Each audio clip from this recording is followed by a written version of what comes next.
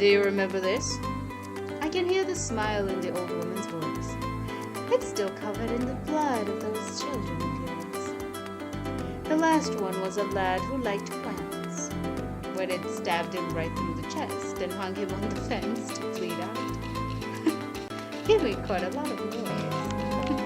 Legitimately thought it was going to start off like something else. We were, I think, here. Remember what we were talking about. Let's go. The room doesn't seem to have been cleaned in a while. Our footsteps stir up a huge cloud of dust.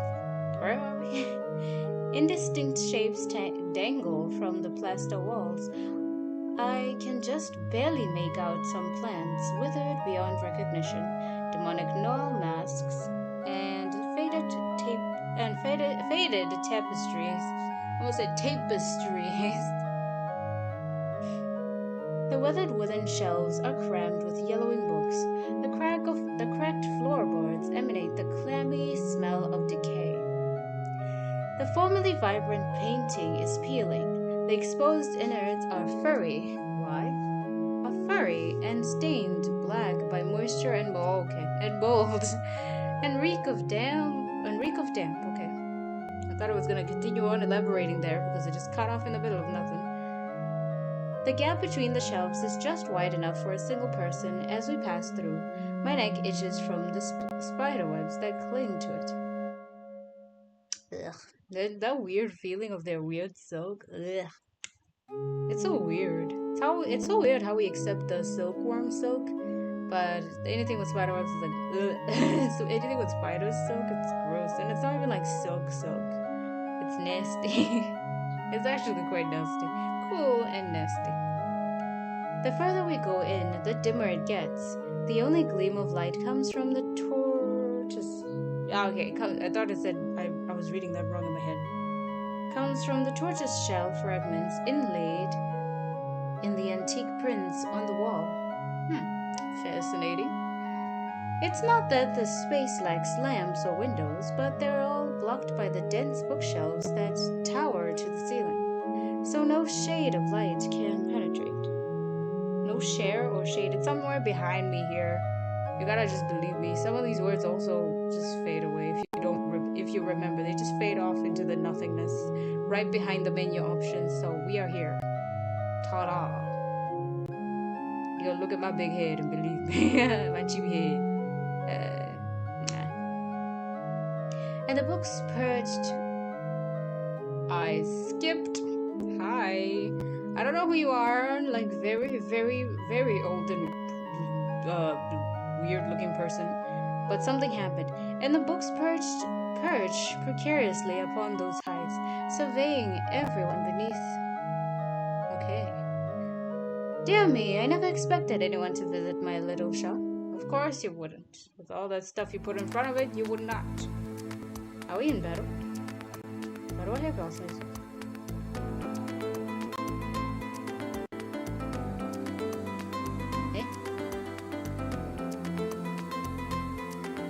The wind chime seems to have disturbed someone. An ancient air is split by an equally ancient voice. Every wheezing breath is gummed by sticky yellow phlegm.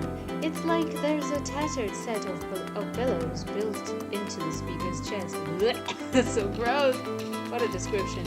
A cane taps upon the staircase. I hear a thud, followed by a prolonged and heavy creak. Then this repeats again, over and over, until the noises finally settle to the ground, like a boulder lowering onto a skull. The boulder! Every time. What are you looking for? I might be able to tell. Kazumatsuru keeps her voice low. She sounds surprisingly at ease, like it's the person in front of me. It's like the person in front of me is someone else entirely, who simply walked in here by chance and has never been bloodshed. Only I can see the tremors of rage raging through her body. Oh, ma'am. I was wondering if you have any older pottery collections. There are so many books in here, I don't really know where to start looking. The third shelf on the left should be what you're looking for. I I stay close behind Kazamatsuru, keeping every footstep soundless. Wow, what an old edition of the Manyoshi.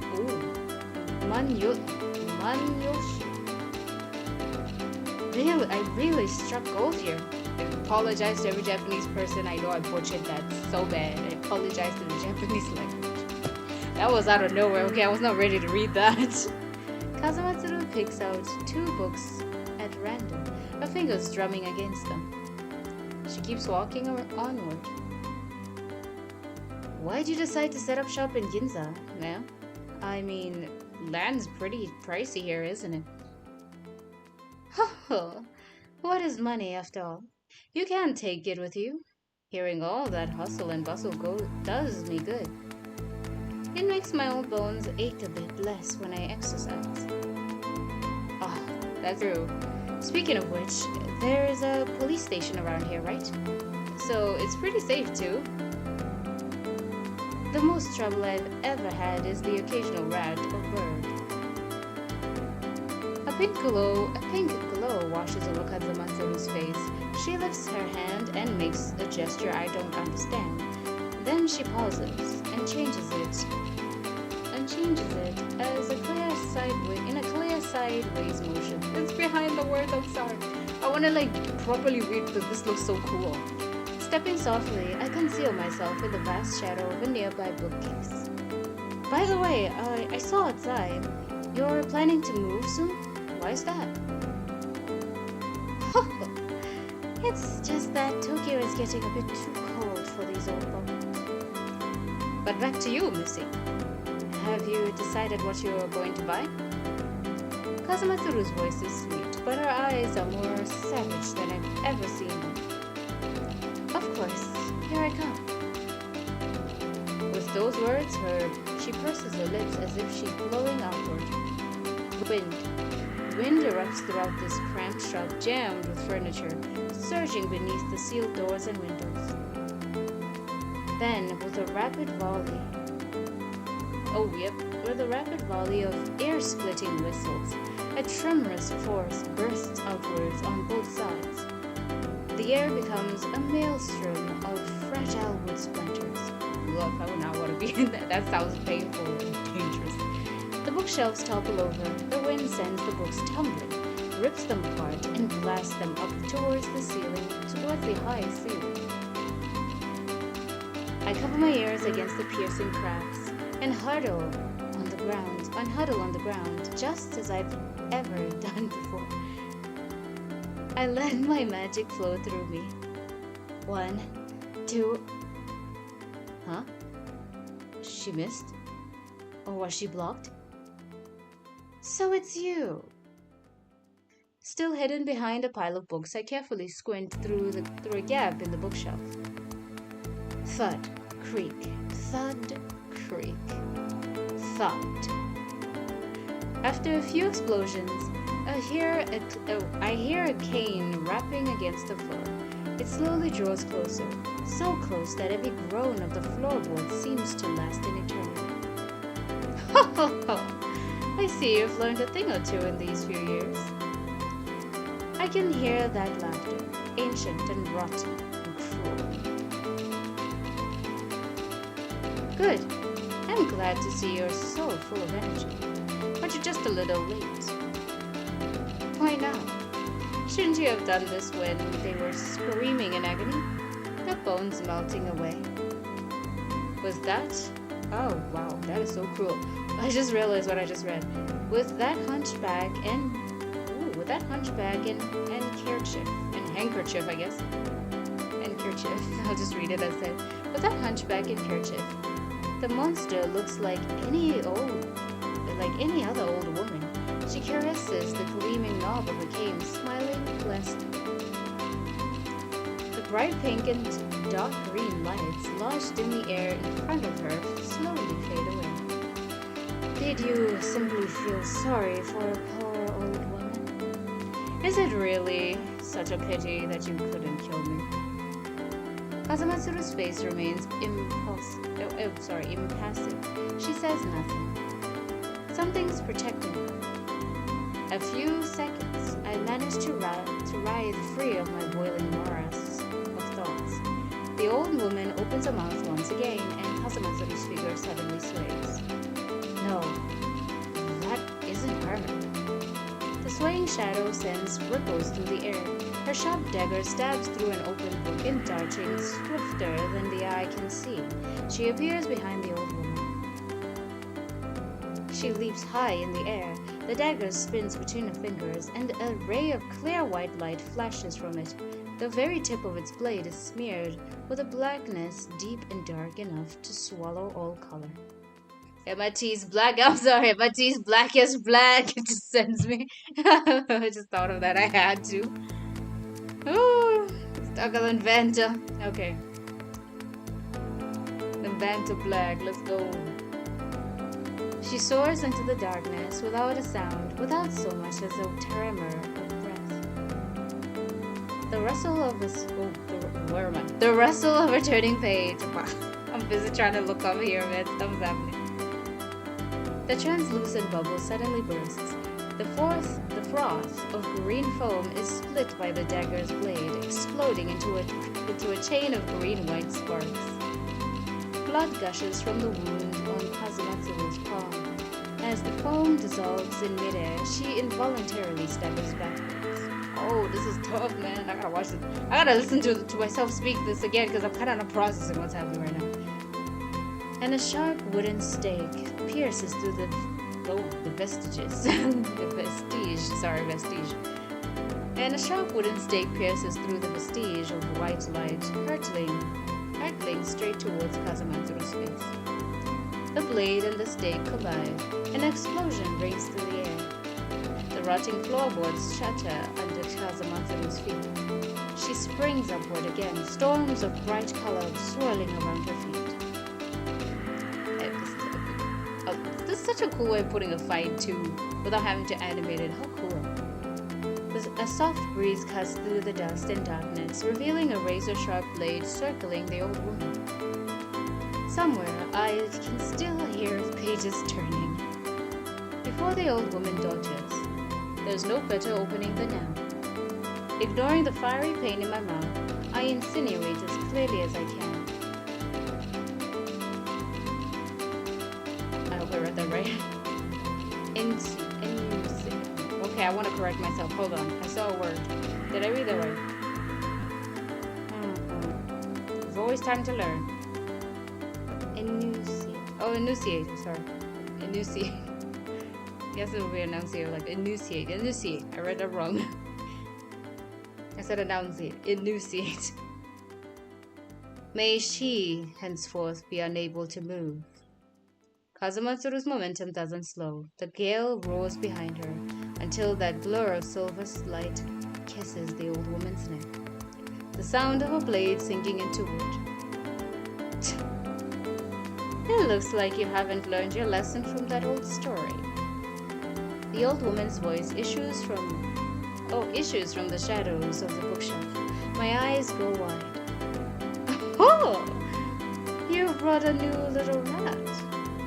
Quite curious one this time. I'll be sure to study him very carefully. Come to think of it, does he know how his own predecessors died here? Damn, okay man, we know you're evil. What? She even knows like bloodlines? That's insane. Even the trees are showing, it's like bloodlines, all kinds of trees. They're showing like, yeah, I fought your uncle, your granduncle, his son, his cousin, his daughter, the daughter of the husband, everybody. I met them all. I am him. I've been him. Shut up, kid. That made me laugh. What? She was like, did she know, by the way? I got some tea. I'm kind of bored. Roots snake through the floor beneath my feet, kicking up a pitch black dirt, leaving furs of huge earthworms. Ew, like earthworms. I mean, they're not gross, but if they were big, if someone would ask me if I would love them if they were a worm, the answer is no. Go to the dirt, man. Go to the dirt. You know you want to love a worm. The answer is no. I would love you as a pet worm. I don't think I could stay committed to you. I think that would drive me insane. It would drive a lot of people insane if I think about it. No, we should not. Gotta let you go. We gotta process and grieve and move on. But it depends on who you are, though, truly. If you're like my dog and you turn into a worm, I'll still love you if you were a worm. I don't know if... Okay, I don't know if she's figured out who I am. I don't know...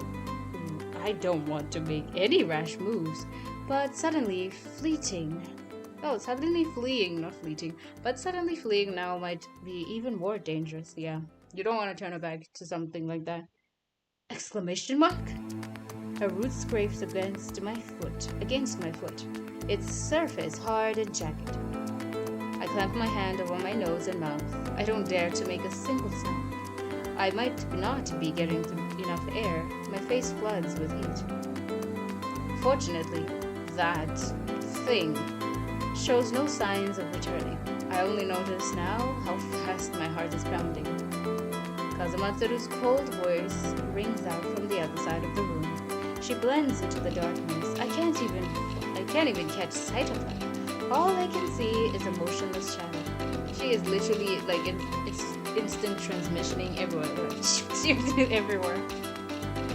Next time I won't leave you enough breath to run your mouth. Tomoya Watanabe, sorry. She's Tomoya Watanabe. I hear the slash of a blade slicing through the branches. My apologies for getting their name and last name wrong. I know somebody out there probably has somebody whose name was that or is that. Depends. The crawling vines burrow and the crawling vines and burrows and thorns have spread across the entirety of the shop. Without me realizing it, they're studded with brightly colored blossoms. Do you remember this? I can hear the smile in the old woman's voice. It's still covered in the blood of those children of yours. The last one was a lad who liked plants. When it stabbed him right through the chest and hung him on the fence to bleed out. He made quite a lot of noise. I'm sure you've heard it. Damn, okay, damn. As soon as she says this, the calm air is abruptly torn apart. Kazumatsuru charges out from another corner, reaching the old woman in an instant. The spot where her voice came from holds nothing but a dissipating gust of wind. Why? The wind sends dirt and wood flying. The woman is lifted perilously. Oh, perilously, not precariously. I'm reading what I want to see today, I guess. Is lifted perilously aloft a tangle of vines, as writhing plants rip their way out of the ground, their softest parts glinting like a cold metal. As Kazumatsuru darts past, they pursue her every step, their sharp tips plunging repeatedly into the ground with a barrage of snapping sounds. Kazumatsuru's silhouette stretches out impossibly long. All I can see is a blur of white-gray hair flashing past, weaving through the chaos like a lethally cold tempest. My bad. I'm reading what I want to see today, I guess. She jumps, propelled by the whirlwind beneath her feet, nimbly evading the plants that graze upon her, graze against her. One of them slices a deep gash into the coat, but thankfully no blood is spilled. Once again, her dagger bears down on the old woman, who has a book lying open in her hand. The instant the page turns, the space before her suddenly warps. Oh, we're inside of her thingamajiggy. Yeah, I think. Slightly. There's a thingamajiggy. There's like a hand going on this way. Ooh, you see that? It's fancy. We're in fancy territory. I've never seen this much level of fancy. This looks cool. The air all around Kazumatsuru seems to spiral towards the center, forming a vortex. If she keeps going, she'll be sucked in. It reminds me of like some Naruto animations, like some of those, not just Naruto, but like some of the older anime styles, like some vintage stuff now. I guess not vintage, but it's called like some old school stuff. Vintage is too far. Like it's like old school stuff, not that vintage. My entire body is feverish. When I try to open my mouth again, there is a faint swollen ache in my throat. But I couldn't care less. I have to. Nothing stands in the way. Kazamatsuru falters for the barest instant, then keeps hurtling forward, I think it said. The foliage in her path crumbles away, exposing the translucent membrane like a bubble, and beyond that, the astonished face of Tomoya Watanabe. The dagger plunges through the thin membrane with a blinding white light. The old woman's lips curl into a cold smile, and Kazamatsuru returns. In the first attack, the air projectiles were buried under the other walls of compressed air. When it disappears behind me, I can see Shiza. This time they rain down mercilessly with deafening shrieks, crashing into that hard membrane with irresistible force. The destroyed plants are naturally beyond recovery, and the interval before other vines can grow is enough time to unleash her pent-up murderous intent. Get him, Kazamatsuru! Get him! The first missile stirs ripples, the second creates a crack, and the final one rips through the membrane completely, tearing open a fatal rift. If you're using Agishi and Ageshi and Aihara's magic, you should know their weakness, just as well as I do. For one, it's not flexible enough. For another, it can only take so much damage. And that's a lot of damage! This time, her dagger finds its mark. It speeds through the fissure. Okay. I want to watch what's happening, but I also want to read. It's so cool. I'll just glance up and come back down quickly. It speeds through the fissure created by the air, and slices straight across the old woman's neck. Get him! Blood fountains out, then I hear a hoarse cackle. I hope this lady did not pull a shadow clone on us, I swear. That would not be, fun. That was, so not cool. Don't do that. Then I hear a hoarse cackle, and Kazamatsuru clicks her tongue, irked. Dodge that. Pity. A sturdy vine cuts Kazamatsuru off before she can keep attacking. A slimmer vine wraps around the old woman's waist, smashes through the railing of the overhead walkway, and hoists her to safety, putting her out of reach for now. Coward! The old woman has one hand pressed to her throat, which was nearly slit, and the other on her open wound. A soft white light glows amidst the dripping blood, and her ragged breathing stops for a second. Then the injury on her throat knits back together. Oh, that's so lame. You gotta cut that hand and get rid of that book from her. Okay. And in its stead, a gaping wound cuts neatly through her eyelid, and the eyeball beneath oozing a mixture of blood and tears. Hello? Her face looks even more sunken and hollow. More sunken and atrophied now. You're weaker than before. Kazamatsuru puts her hand behind her back, signaling for me to change my hiding place. I step softly, but my increasing dizzy brain conjures the illusion that my body is growing hotter and hotter, that I am treading on clouds. No, this isn't an illusion. But you're just as reckless as you were before.